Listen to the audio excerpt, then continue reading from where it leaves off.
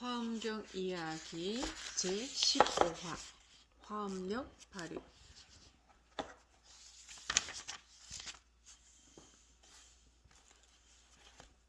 화엄력을 체득한 해오. 중국 서안시의 남쪽의 우뚝선 종남산은 불교, 도교의 성지로서 지금은 수나라 시대에 세운 탑이 남아있다. 수나라 시대에 이름난 사찰 성수사는 종남산의 한 봉우리인 남쪽 오대산에 위치하고 있다. 성수사로 가기 위해서는 오대산 관리소의 오른쪽으로 난 좁은 길을 따라 계곡물을 건너 올라가면 당나라 시대의 석관이 그대로 남아있는 오불전에 도달하게 된다.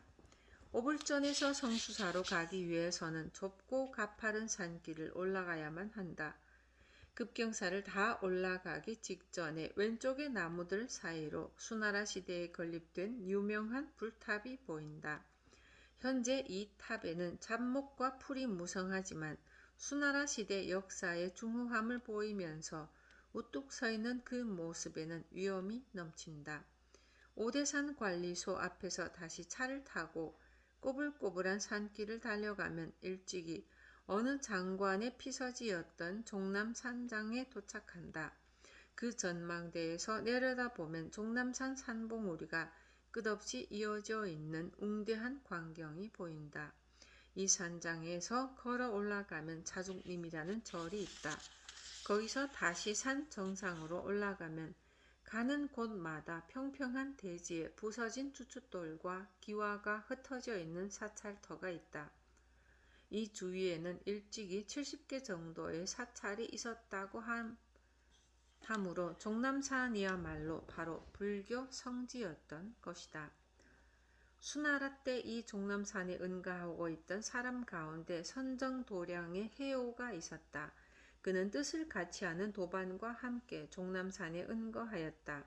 두 사람은 나무 열매를 먹으며 동굴 속에서 몇 년간 생활하면서 각각 화엄경과 열반경을 밤낮으로 독송하였다.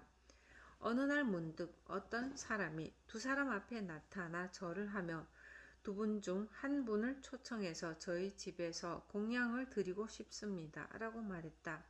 두 사람이 서로 사양하자 그 사람은 화엄의 법사를 초대하고 싶습니다 라고 말했으므로 해오가 그를 따라가게 되었다. 도중에 해오가 단월의 집은 어디에 있습니까? 라고 물었다. 그 사람은 여기서 정남쪽에 있습니다 라고 대답했다.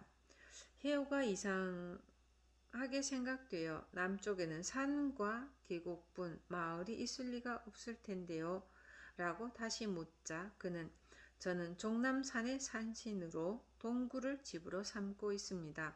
너무 괴념치 마십시오 라고 대답했다. 깜짝 놀란 해오는 기암괴석 사이를 간신히 빠져나와 앞으로 나아갔다. 산신은 화엄경을 받들어 모시고 있는 법사는 신통력을 얻었습니까? 라고 물었다. 해오가 아직 신통력을 얻지 못했습니다. 라고 대답하자 산신은 그를 공중으로 들어올려 꽃으로 장엄된 궁전으로 안내했다. 정원에는 산의 진미에 맛있는 음식들이 즐비했다. 산신이 해오를 높은 자리에 앉히자 해오는 자기는 이런 높은 자리에 앉을 자격이 없다고 사양했다. 그러자 산신은 법사님은 화엄을 받들어 모시고 있으므로 높으신 분입니다 라고 대답했다. 그때 500여 명 정도의 승려가 주장자를 짚고 바루를 들고 공중에서 내려왔다. 해오가 놀라서 예배하려고 하니 승려들은 그를 말리면서 우리는 항상 화엄을 수지 독송하고 있는 법사님을 존경하고 있습니다 라고 말하며 묵묵히 식사를 한 후 하늘로 높이 날아갔다. 궁전 안쪽들에는 10여 명의 어린 동자가 놀고 있었다. 산신은 동자를 불러 해오에게 공양하라고 일렀다. 그러자 한 동자가 그에게 가까이 와서 해오의 입을 벌려 입속을 들여다본 후 병이 있다고 말했다. 동자는 손톱 조각을 떼어서 해오의 입속에 넣었다가 잠시 후 입을 벌려보고는 병이 다 나았다고 말했다. 마침내 동자는 춤추면서 해오의 입속으로 들어갔다. 그 동자는 약의 덩어리였다. 이로 인해 해오는 신불이 될 수 있었다. 산신과 헤어져 다시 그가 살던 곳으로 되돌아온 해오는 도반에게 나는 화엄경의 힘으로 선약을 얻었습니다. 인간과 신선은 서로 다르므로 함께 살 수 없습니다. 오랫동안 함께 생활했지만 안녕히 계십시오. 저는 저 세상 부처님 전에서 다시 만납시다. 라는 말을 남기고 갑자기 공중으로 사라졌다. 독송하고 있던 화엄경도 그 뒤를 따랐다. 과거, 미래를 보다. 10명품 제6 타화자재천회에서는 10지품, 10명품, 10인품, 신왕보살 문아승지품, 수명품, 보살주처품, 불부사의법품, 열애상회품, 불소상광명 공덕품, 보현보살행품, 보왕열애 성기품의 11품이 있다. 이 중에서 이미 10지품은 설명했으므로 여기서는 10명품과 10인품에 대해 설명하기로 한다. 10명품 이하의 5품은 한마디로 10지에 대한 보충 설명이다. 10명품에서는 보현보살이 10명을 설한다. 명이란 부처님 지혜의 작용이 자유자재하여 모든 사물을 비추어 내보이기 때문에 명, 즉 밝음이라 하는 것이다. 10가지 밝음이란 다음과 같다. 다른 사람의 마음을 잘 아는 지혜의 밝음, 걸림없는 천안의 지혜의 밝음, 과거 겁에 깊이 들어가 전생을 걸림없이 아는 지혜의 밝음, 미래 겁에 깊이 들어가는 걸림없는 지혜의 밝음, 걸림없는 청정한 천의의 지혜의 밝음, 두려움 없는 실력에 편히 머무는 지혜의 광명, 일체의 음성을 구별하는 지혜의 밝음, 한량없는 아승지의 색신장엄을 내는 지혜의 밝음, 모든 법에 대한 진실한 지혜의 밝음, 모든 법이 멸한 삼매의 지혜의 밝음. 이 10가지 밝음은 모두 초인적인 지혜로서 간단히 말하면 신통력이며 해오가 체득한 화엄력인 것이다. 이 10가지 초능력을 얻게 되면 어떠한 중생의 마음이나 생각도 알 수 있게 된다. 예를 들면 착한 마음, 나쁜 마음, 이기고 싶은 마음 등 모든 마음의 움직임을 알 수 있게 되는 것이다. 이것이 첫 번째의 남의 마음을 아는 지혜의 밝음이다. 6가지 신통력 가운데 타심통이 이것에 해당된다. 남의 마음의 움직임을 다 알 수 있으려면 스스로 무심이 되지 않으면 안 된다. 무심이 되면 자기의 마음에 남의 마음의 움직임이 저절로 투영되는 것이다. 두 번째, 걸림없는 천안의 지혜의 밝음이란 천안통을 말한다. 이 신통력은 경문에 모든 중생이 여기서 죽어 저기서 나는 것을 다 잘 압니다 라고 하는 바와 같이 모든 사람들의 죽음을 알고 어디에 태어나는가를 아는 것이다. 인간은 자신의 죽음을 예견할 수 없다. 그러나 새나 짐승은 스스로 죽을 때를 알고 죽음이 가까워 오면 자신의 시체를 남의 눈에 띄지 않게 몰래 감춘다. 나의 서재와 인접해 있는 숲에는 많은 야생조류가 찾아든다. 그러나 이 숲속을 여기저기 산책해 보아도 조류의 시체를 발견할 수 없다. 간혹 들고양이의 습격을 받은 쪽제비의 시체가 눈에 띌 뿐 자연사 한 것은 발견할 수 없는 것이다. 이에 반해 인간은 자신의 죽을 시기를 예견할 수 없다. 말기암 환자라도 내일 당장 자신의 목숨이 끝난다는 것을 모른다고 한다. 그러나 이 걸림없는 천안의 지혜의 밝음을 얻은 사람은 인간이 죽는 시기를 안다는 것이다. 그것은 청정한 천안으로서 보기 때문이며 청정한 천안은 인간의 업과 업의 과보를 꿰뚫어 볼 수 있기 때문이다. 세 번째의 과거급에 깊이 들어가 전생을 걸림없이 아는 지혜의 발금이란 숙명통을 말한다. 자기나 타인의 모든 과거의 일을 자유자재하게 기억하는 능력이다. 인간의 과거에 대한 기억력은 기껏해야 사물을 판별할 수 있는 능력을 가진 이후의 일 정도이다. 어머니의 태내에서 태어나기 전까지의 일은 전혀 기억이 없다고 말해도 좋을 것이다.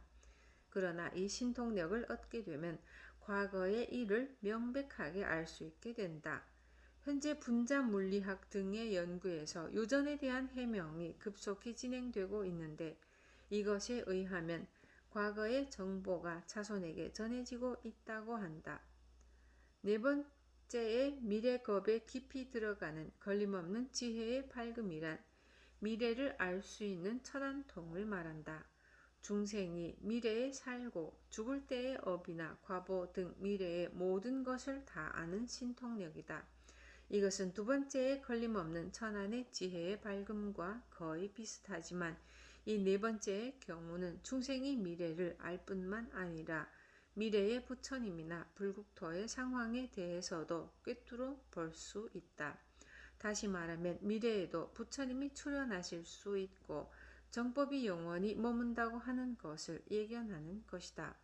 보통 사람은 내일 일도 예측할 수 없다는데 중생과 부처의 미래를 미리 알 수 있다는 것은 걸림없는 지혜의 발금이 있기 때문이다. 화합력을 갖춘 해오가 선약을 마신 후 내세의 부처님 전에서 만나자고 하면서 공중으로 날아 올라가 버렸다고 하는 것은 내세에도 부처님이 계신다는 것을 확신하고 있었음을 말해주고 있는 것이다. 걸림없는 지혜의 발금. 다섯 번째의 걸림없는 청정한 천의의 지혜의 발금이란 6가지 신통력 가운데 천의통을 말한다. 이 걸림없는 천의의 능력을 갖춘 보살은 시방세계의 모든 음성을 다 들을 수 있다. 경문에 듣고 싶으면 듣고 듣기 싫으면 듣지 않기를 자유자재로 합니다 라고 있는 것처럼 자기의 의지대로 듣고 싶은 음성과 듣고 싶지 않은 음성을 취사 선택할 수 있는 것이다. 듣고 싶은 음성은 아무리 작은 소리나 말이라도 들을 수 있으며 특히 한량없는 부처님의 음성이나 가르침을 모두 다 들을 수 있는 것이다. 우리들 범부에게는 부처님 말씀이 그리 쉽게 귀에 들어오지 않는다. 그것은 오로지 부처님의 가르침에 따르겠다고 하는 마음이 없기 때문이다. 그러나 걸림없는 청정한 천의의 지혜의 발금을 갖추게 되면 아무리 멀리 떨어진 부처님의 음성이나 말씀도 곧바로 들려오게 된다.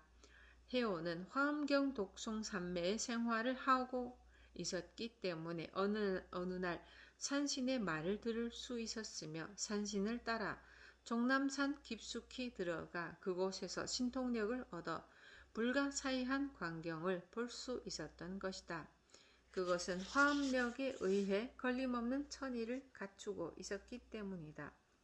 여섯 번째에 두려움 없는 실력에 편히 머무는 지혜의 광명이란 신족통을 말한다. 지혜의 발금을 얻은 보살은 자제하여 지음이 없는 실력, 평등한 실력, 넓고 큰 실력, 변하지 않는 실력, 물러나지 않는 실력, 깨뜨릴 수 없는 실력 등을 갖출 수 있다. 여기서 자제하여 지음이 없는 실력이란 자유자재로 신통력을 발휘할 수 있는 전혀 인공의 힘이 가해지지 않은 자연 그대로의 힘을 말한다. 다시 말하면 억지로 무리하게 힘을 가해서 신통력을 발휘하는 것이 아니라 자연적으로 그 힘이 발휘되는 것을 말하는 것이다. 그것은 신통력에만 한정되는 것이 아니다. 무술을 한 적이 있는 사람이면 잘할 수 있겠지만 어깨에 힘이 들어가면 검도든 합기도든 수를 쓸 수 없다. 자연 그대로의 상태를 가능케 하는 것은 첫째로 끊임없는 단련뿐이다. 경문에서는 자제하여 지음이 없는 실력이라고 간단히 설하지만 이것을 체득하기 위해서는 엄청난 수행이 필요하다. 경전에서 설하는 말들 가운데 어느 하나 쉽게 체득할 수 있는 것이라고는 아무것도 없다. 그러므로 부처님이 설한 경전인 것이다. 자제하여 지음이 없는 실력이란 의지할 바가 없는 실력이라고 해도 좋다. 의지할 바가 없는, 다시 말하면 자기 자신의 힘에 의지하면서도 또한 의지해야 할 자기 자신조차도 버리는 것이다. 그것은 사신의 신통력이며 무심의 신통력이다. 그렇게 되면 당연히 물러나지 않는 실력을 얻을 수 있게 되는 것이다. 이 실력을 얻게 되면 언제 어느 장소에서나 부처님을 친견할 수 있게 된다. 7번째는 일체의 음성을 구별하는 지혜의 밝음이다. 보살이 중생의 음성이나 말을 모두 이해할 수 있는 것은 이 신통력을 갖추고 있기 때문이다. 보살은 주변 여러 나라의 말이나 천신, 아수라의 말까지도 모두 다 알고 있기 때문에 어느 곳에 가더라도 그곳 사람들이 생각하는 것을 이해할 수 있다고 한다. 8번째는 한량없는 아승지의 색신장엄을 내는 지혜의 밝음이다. 보살은 일체의 모든 것을 알 수 있다. 그것은 형체가 있건 없건 상관이 없다. 사람의 지혜로 헤아릴 수 없는 불가사의한 교화로서 일체 중생을 구제하는 것은 바로 이 지혜의 밝음에 의한 것이다. 9번째의 모든 법에 대한 진실한 지혜의 밝음이란 모든 법이 불생불멸이라는 것 등 일체 법의 진실을 아는 지혜이다. 일체의 모든 것을 절대 부정하고 동시에 절대 긍정하는 대승불교의 입장을 서술한 것이다. 마지막 10번째의 모든 법이 멸한 삼매의 지혜의 밝음이란 보살이 삼매에 들어 물러나지 않는 것을 말한다.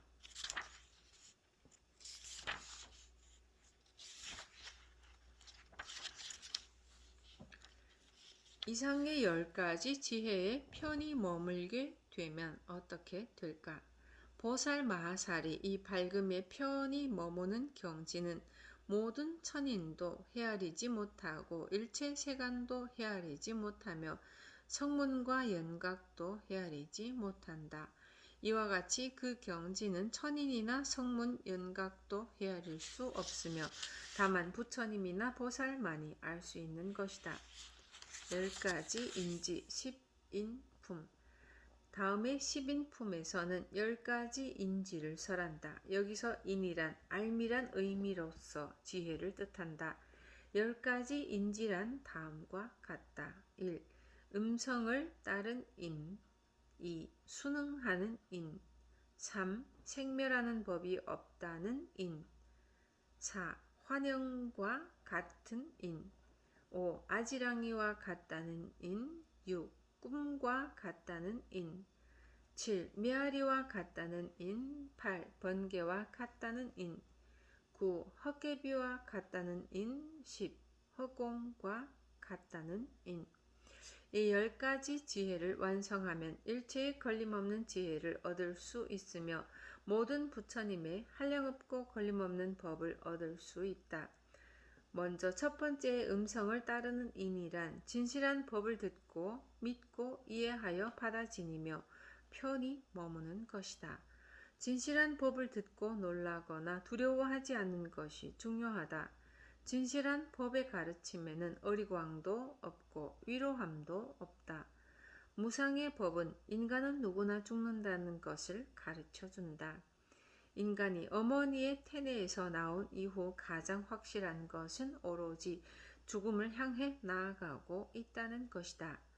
이 가르침을 듣고 놀라거나 두려워하지 않고 그대로 받아들이는 것, 그것이 음성을 따르는 인인 것이다. 두 번째, 순응하는 인이란 청정하고 정직한 마음으로 평등함을 관하는 것이다. 다시 말하면 일체 모두가 평등하다는 것을 아는 것이다. 세 번째에 생멸하는 법이 없다는 인이란 불생불멸한 법의 성품을 알아서 더러움도 떠났고 무너짐도 없으며 움직이지도 않는 정멸의 경지에 머무는 것이다. 만일 움직이지 않으면 정멸의 경지일 것이며 만일 정멸의 경지이면 욕심을 떠났을 것이다 라고 하는 것처럼 일체의 번뇌를 정멸한 경지에 들어가게 되면 욕심을 떠날 수 있는 것이다. 네 번째, 환영과 같다는 인이란 일체의 법은 모두 환영과 같다고 관하는 것이다. 하나의 법 가운데서 많은 법을 알고 많은 법 가운데서 하나의 법을 안다고 하는 것처럼 하나가 곧 전체이고 전체가 곧 하나임을 아는 것이다. 일체 세간은 환영과 같다고 관찰하는 것이 환영과 같은 인이다. 세간은 환영과 같다고 관찰하게 되면 인간의 일생은 환영이 되는 것이다. 다섯 번째에 아지랑이와 같다는 인이란 일체의 세간은 모두 아지랑이와 같아서 본성이 없다는 것을 아는 것이다. 여섯 번째에 꿈과 같다는 인이란 일체의 모든 것은 꿈과 같음을 아는 것이다. 일본 에도 시대의 탁구왕 선사는 죽기 직전에 꿈이라는 한 글자를 써놓고 죽었다. 73세의 생애를 꿈 한 글자로 바꾸어놓고 하직 인사로 삼은 것이었다. 일곱 번째에 메아리와 같다는 인이란 일체의 모든 것은 메아리와 같이 본성이 없다는 것을 아는 것이다. 여덟 번째에 번개와 같다는 인이란 부처님의 정법은 번개와 같이 일체를 비추고 여기저기 모습을 나타내는 것에 걸림이 없으며 한량없이 청정한 색신을 얻는 것이다. 아홉 번째에 헛개비와 같다는 인이란 일체의 모든 것은 헛개비와 같아서 실체가 없다는 것을 알아 집착하지 않는 것이다. 마지막 열 번째에 허공과 같다는 인이란 일체의 모든 것은 허공과 같음을 깨닫는 것이다. 일체는 환영과 같다. 10가지의 인을 설한 보현보살은 다시 한번 이 뜻을 밝히기 위해 개송을 읊었다. 그 개송 가운데는 다음과 같은 말이 있다. 일체의 모든 것은 마음에서 만들어지며 나타나 보이는 것도 환영과 같아 허망하여 진실이 아니니 모든 존재는 다 환영과 같네. 비유하면 교묘한 요술쟁이가 뇌거리에서 온갖 형상을 나타낼 때 중생들은 그것을 보고 기뻐하지만 실제로는 아무것도 없는 것과 같네. 일체의 모든 것은 마음이 만든 것이기 때문에 환영과 같이 실체가 없으며 허망하여 진실이 아니라고 하는 것이다. 그것은 마치 교묘한 요술쟁이가 네거리에서 갖가지 형상을 나타내 보일 때 그것을 본 구경꾼들은 기뻐하지만 그 형상은 실체가 있는 것이 아니라 순식간에 사라져 버리는 것과 같은 것이다. 해오가 천궁에 올라갔을 때 500명이 넘는 승려가 제회에 모여 든 것도 환영에 지나지 않으며 뜰에 있던 10명의 동자도 환영에 불과했다. 또한 한 동자가 해오의 입속으로 들어간 것도 환영이었는지 모른다. 그러나 해오의 입속에 약이 들어 있었던 것은 사실이었다. 이러한 것들은 객관적인 사실로서는 환영이었는지 모르지만 해오에게는 사실이었다. 그것은 환각에 의해 일어난 것이라고 간단히 생각할 수도 있지만 해오에게 있어서는 확실한 체험으로서 잊을 수 없는 불가사의한 것이었다. 그 불가사의한 일이 해오에게만 일어난 것은 해오의 끊임없는 화엄경을 독송한 화엄 수행자로서 화엄경의 힘을 몸에 갖추고 있었기 때문이다. 그 화엄경의 힘은 열반경을 독송하여 얻은 힘보다 훨씬 강한 것이었다. 산신이 열반경보다 화엄경을 독송하고 있는 해오 쪽이 신통력의 잠재 능력이 있을 것이라고 본 것은 옳았다. 화엄경의 신명품이나 십인품에는 불가사의한 신통력이 아낌없이 설해져 있다. 이 십인품의 마지막에는 다음과 같은 개송이 있다.